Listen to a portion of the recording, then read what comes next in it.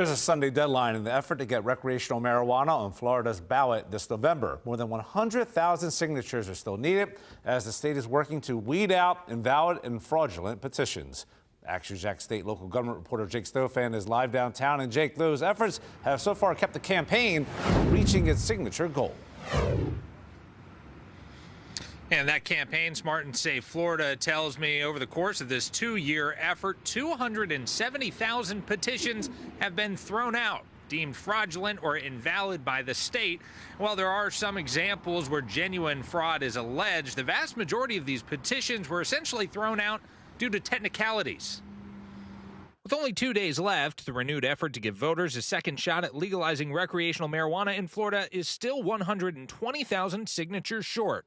That's after the Smart and Safe campaign claims 270,000 petitions were tossed out by the state. Florida's Attorney General has opened at least 50 criminal investigations into alleged petition fraud and teased dozens more will be announced in the coming days, saying, quote, "At this point, it's apparent that Smart and Safe Florida's petition fraud touches nearly all of Florida's 67 counties." Everybody wants fair and clean elections.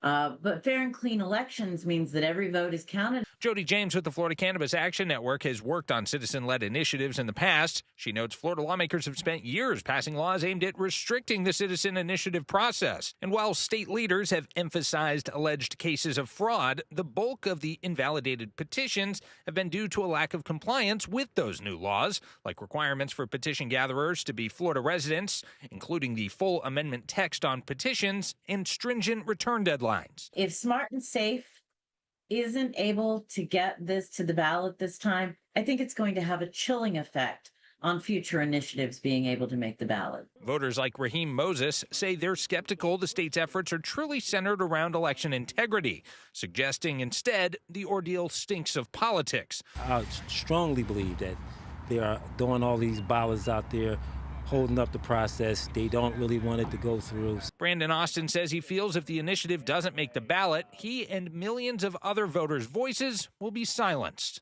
I mean, we're supposed to live in a democratic country, and that's supposed to be the idea, is that the people make the decisions first. In a statement, the Smart and Safe campaign accused the Department of State of, quote, using every means necessary to stifle the voices of over 1 million Florida voters who have lawfully and legally signed petitions. Back in 2024, a similar ballot initiative led by Smart and Safe got almost 56% voter support, which was just shy of the 60% it needed to pass. For local coverage and Count On Live downtown, I'm Jake Stofan, Action News Jax.